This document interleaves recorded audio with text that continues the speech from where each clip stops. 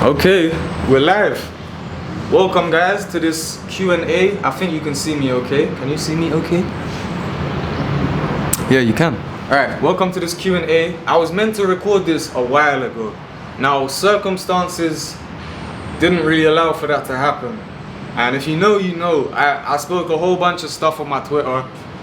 We don't really need to go over it again. If you know, you know. If you're not following me on Twitter, follow me at spreadology_. All of that shit was addressed. Yeah, my last video that I posted was a very contextual video around some circumstances. And like I said, all of this has been addressed. There's no need to go back over it. I don't really want to put this stuff on my YouTube anyway. But yeah, we're going to be getting into this Q&A. As you guys can see, I posted this, when did I post this? On the 9th of May. So it's obviously been quite a while. It's been over a month since I said I was going to do this Q&A for you guys. But like I said, circumstances. But yeah, let's get into this. So if you are constantly noticing so-called master numbers unconsciously, what is the best way to understand the meaning? Very simple answer for this. You have to be aware of, first of all, symbols. You have to be able to interpret symbols. So when you see something, for example, like, let's say you see the number, first of all, let me just say I don't really consider them master numbers, right? But I know exactly what you mean. Everyone knows what you mean. But yeah, you have to be able to associate the symbols that are around you at that moment in time, because that's going to relay a principle somewhere, and that's going to show you what it's trying to show you. So obviously you're not really asking what do these numbers mean, you're asking more of in a contextual sense. So that is primarily down to one's own intuitive capabilities. How well are you able to interpret the circumstances that you're in when you're receiving these signals? Because your subconscious is attracting you to it, so it's obviously a signal. Next question. How did you start your journey? Damn, that's quite a personal question. Not that I don't mind that question at all. It's just I'll have to get into a whole bunch of stuff.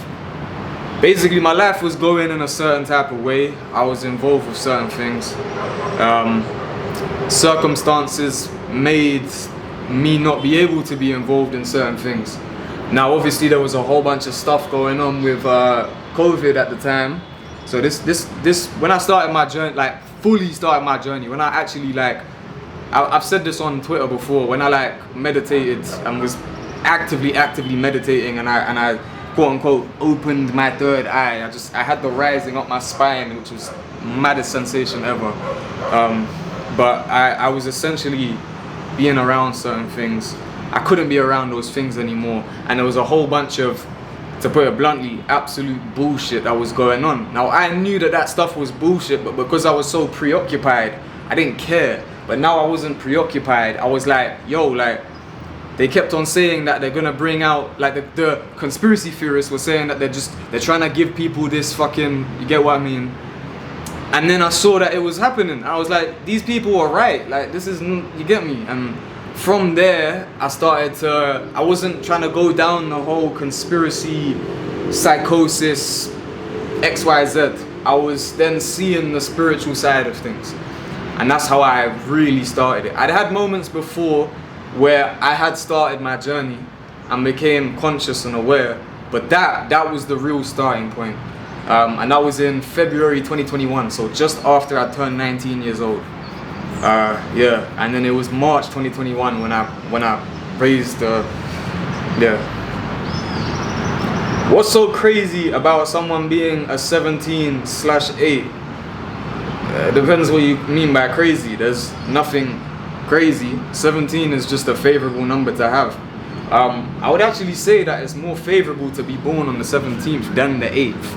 Being born on the 8th, whilst 8 is such a mystical, in terms of a spiritual concept, where that number is far supersedes 17. Just in terms of how it reflects in people, 17 is a good number to be born under. Really. And it's different from being a 17 life path versus being born on the 17th. It's better to be born on the 17th than the 17 life path. At least for intellect and being smart.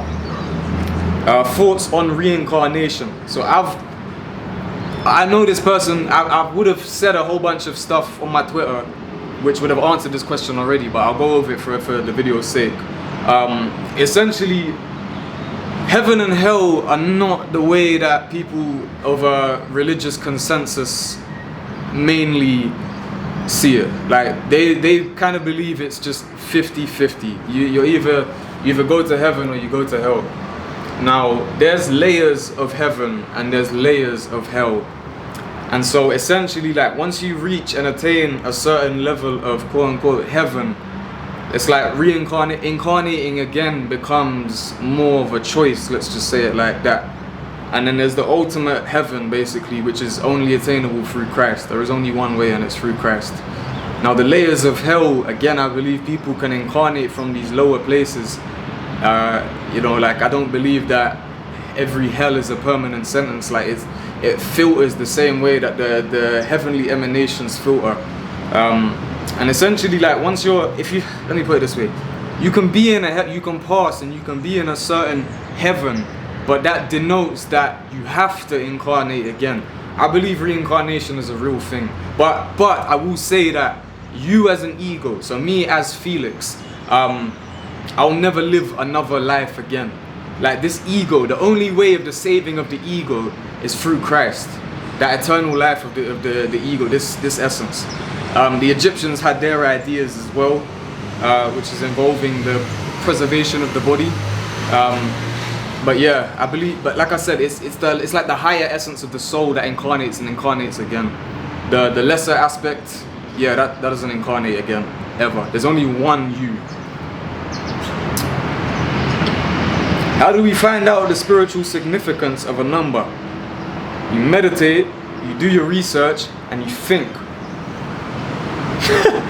Okay, someone said, is Yahweh an evil demiurge? Did Jesus worship him as Father, or did Jesus mean a higher divine being, like Gnostic texts say? Yes, it's a higher divine being. So essentially, okay, so there's different names of God in the Sephirah of the Tree of Life. And so what people refer to as Yahweh is one of the highest. Now the thing is, when Christ says, I am the I am, he's essentially talking about the name Echeyeh, which is a name assigned to Keter, which is the highest Sephirah. But the thing is about that Sephirah Keter is that it's absolutely so unindividuated. It's just like a filter where the infinite light of Christ pours through. Now that infinite light of Christ is what people call Ein Sof Or. And so Ein Sof, the infinite Father, is the real God, right? But Yahweh, before Christ came, and that Echeyeh is not the same. It like I said, Christ had to come into physical form. When you see the tree and how it descends from Keter down into Tipareth, down into Yesod, down into Malkuth, it makes sense then why Christ had to come into carnation. But in terms of a most high deity of sort, that was Yahweh. So is he evil? In our perception, yes, because the sphere of Hokmah contains both, well, it has wisdom. Wisdom is undefined between good and bad. That separation hasn't happened. That separation happens in Bina, the third Sephirah, but Hokmah is the second. And this is the thing, is that it's not like 11 where you have one and one kind of recognizing each other. With two, they are, it's dual, it's unity disguised as duality. So that's containing both good and bad, which is basically why the Hebrews believe that God made everything good. They say everything is good because their God is Yahweh, and good and evil are not differentiated within that. So when people say, is he the demiurge?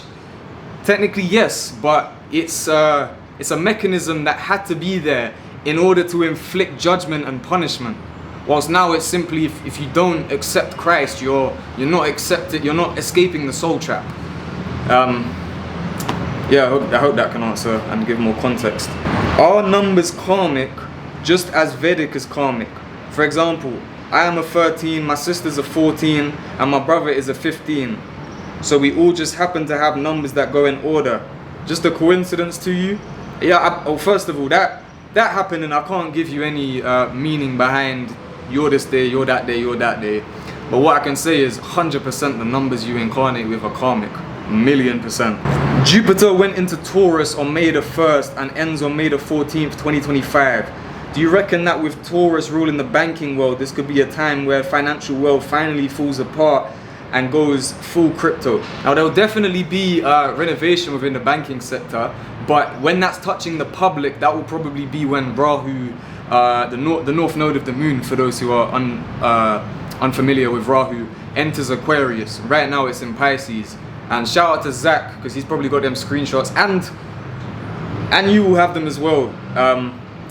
But yeah, because you screenshot all my stuff on my snap. I made a whole bunch of predictions about Rahu being in Pisces. So when it goes into Aquarius, Aquarius is the sign of the masses. And Rahu is extreme innovating energy, and Rahu is crypto.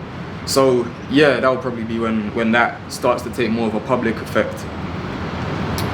How do you approach compatibility in relationships through astrology? So I'll give two short answers. The first answer is that if it's in someone's chart regardless, that the relationship is not going to be successful, they're not going to get married, they're not going to do that, it doesn't matter how good the compatibility is, it's not going to go that way. So that's number one. Number one is just see the individual themselves and see that if their chart is basically saying, yeah, they're going to get divorced, X, Y, Z. Second is by just comparing the houses with each other, and that obviously needs an understanding of the signs, the planets, how they react, etc. How do you apply numerology with Vedic astrology?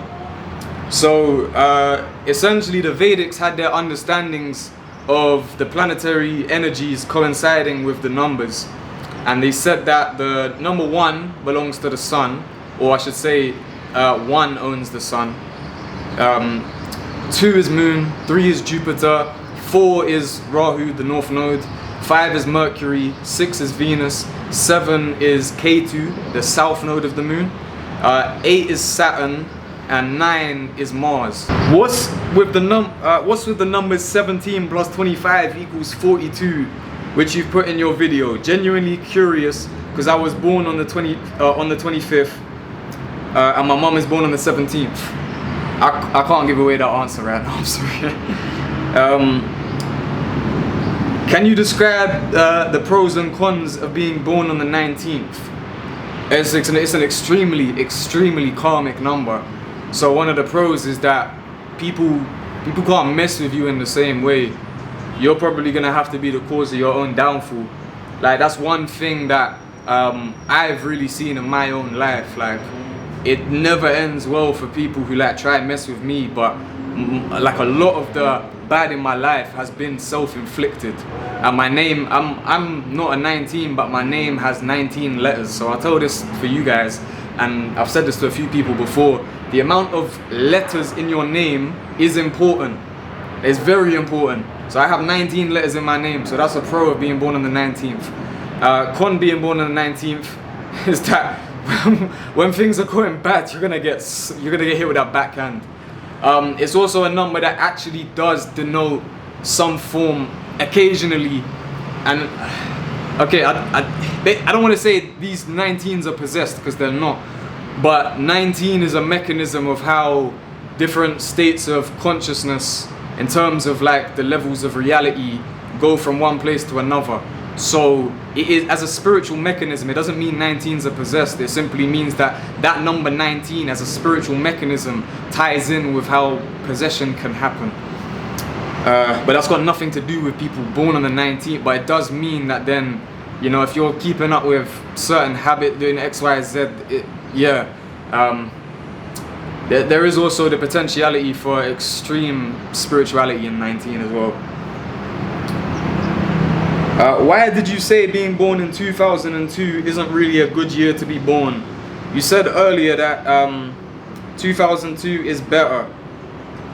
I don't know if I ever said that. Is it because of Vedic astrology? Yes, it is. Thoughts on the emerald tablets of Thoth being very similar to what is said in the Bible. So I remember I responded to someone who said about it, commented about this. Basically, the emerald tablets of Thoth were never proven to be existent before the Bible.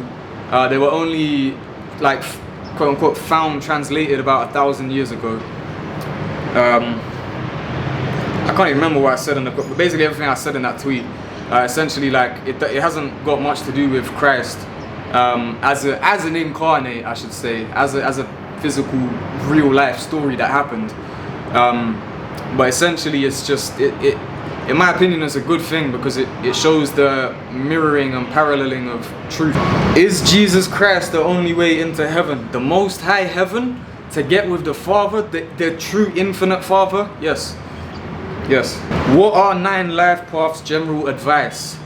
So I would say, if you're a 9 life, first and foremost, it's all about your mind. So much is about the mind if you're a 9.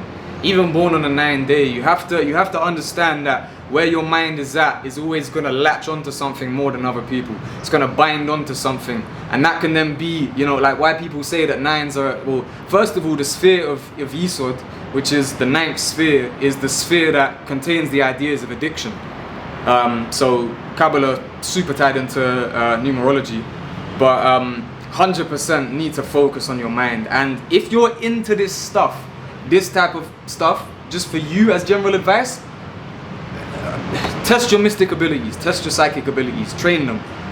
Powerful stuff, definitely. 9s can be, I've said this a few times, 9s can be psychic. Significance of the number 12, and is it the real number of completion? It's definitely a form of completion, but it's like an illusory completion. Because time is an illusion. Another significance about 12 is that essentially it's part of the reason of why 6 is so important, and that ties in quite intimately with the Hebrew language, and essentially, like, I'm not gonna say too much, but 6 has it has to mirror, there's always mirroring in 6, and so essentially 6 plus 6, 6 putting itself with itself is 12.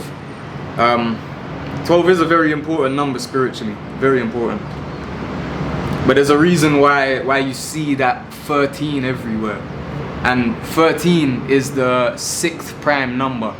So that again is telling you more idea, and these are things that I'll get into in other videos. I got loads of content coming for you guys. As you can see, I'm out in beautiful Colombia. I don't mind leaking where I am now. But yeah, man. What is the importance of the number 16? I've said this on my space before, but 16 is the corruption in the world that is absolutely fundamentally needed. It's like organized, structured corruption. It's like chaos that has a bandwidth around it that's needed. How is 20 associated with the Clipot? And how should people born on the 20th navigate this inherent energy? 20s, whether that's born on the 20th or all the single digits of your birthday add up to 20, you have to do shadow work. Have to do shadow work.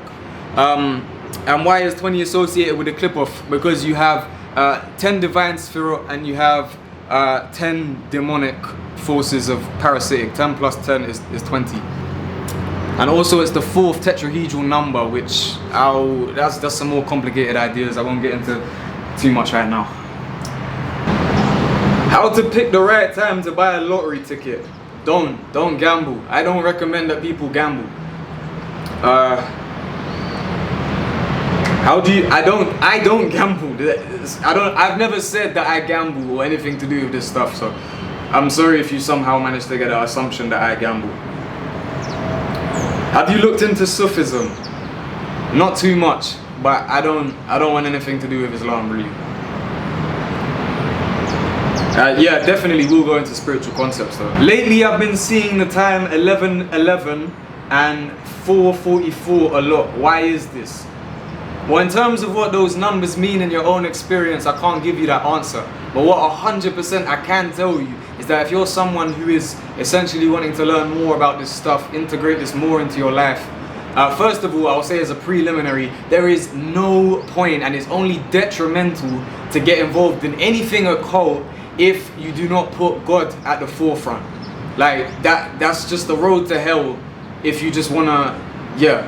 Nonetheless, it's most definitely showing you the synchronicities and alignments. It's just trying to program it into you that these things are not coincidental. So as you keep noticing and start like fueling more belief into that, the synchronicities are only gonna confirm and confirm and confirm, and then they're gonna get to a point where it's absolutely undeniable. Like I've had so many situations happen where if you say this to someone, they'll genuinely think you're insane or lying. But the synchronicity in of itself, the probabilities of these things happening and happening and happening is just impossible. It's like fundamental proof in your own experience. So like you noticing those numbers is like a preliminary to that. You have to go through that first stage of seeing these things. Significance of 100. The number 100 is special to Jupiter. How do life path numbers work if we have changed calendars over the years? Is it the energy we give to the Gregorian calendar that manifests these traits and personal code? Yeah, pretty much. So I've obviously made a little bit of content around how reality is not very objective and it's actually very subjective. Based on our subconscious's ability to interpret wave information. So essentially that fuels into belief. Like it's so tied into belief. Now obviously belief, we think, I believe that I'm looking at this camera right now, but you have so many beliefs that you don't consciously think about. The fact that you're inhaling oxygen and then exhaling is literally belief. It's your brain has to believe. It's like a level of belief. And so these numbers essentially being programmed these numbers within the calendar being so deeply programmed into our psyche, this is essentially as a collective conscious what renders that as a method that you can interpret numerology, right? And these other calendars, I will say there is inherent value in them. Is there more value? Is there less value? That's down for you to decide. But you know, we go by the Gregorian. The Gregorian is so programmed into us, and that is exactly what is projecting out of us that we're just not seeing with our eyes. We're not seeing it physically. There's so much that's projecting out of me right now that you're not seeing, I'm not seeing. Yeah, it's insane. It's very, very like paradigm changing stuff. Okay guys, so I answered a whole bunch of questions. I know it was only short answers, but I got all of those questions, so yeah, I'm gonna be making specific videos where I'm talking about very specific things rather than just one little thing to another little thing to another little thing to another little thing. But I owed you guys this Q&A. We literally just hit 300 members of our community on Twitter. So follow me on Twitter, join the community if you're not part of that. But there's more coming, because there's not too much that happens on the community, but it's just a place where we can all congregate. You can ask any questions, all of this stuff. I appreciate everyone who supports. Honestly, look, I'm putting my phone down for this. If you support genuinely from the bottom of my heart, thank you. Because I did not get that much support. I don't care saying it. I don't want to just project that out into the world, but it's okay. I know my incarnation. I know what I have to deal with. You guys who support, share, like, all of this stuff, genuinely, thank you so much. I get a lot of messages, I get a lot of people trying to hit me up. Sometimes it's difficult to be dealing with all the stuff in the world and then have all of this time to be, yeah, genuinely, I just appreciate all of you guys a lot. And if you ever want to reach out to me, and you've already messaged me, double message me on Twitter, any questions, all of this stuff. Don't ask me questions though about your date of birth, all of this stuff. All of that is paid. I don't care to say it. That is my service. That's my job. So if you have questions about spiritual concepts and stuff, I'm more than happy to answer these questions if you message me and stuff. Please don't hit me up just asking for a little free reading or something. Anyway, take care guys. It was great doing this video and I'm looking forward to the content that's coming.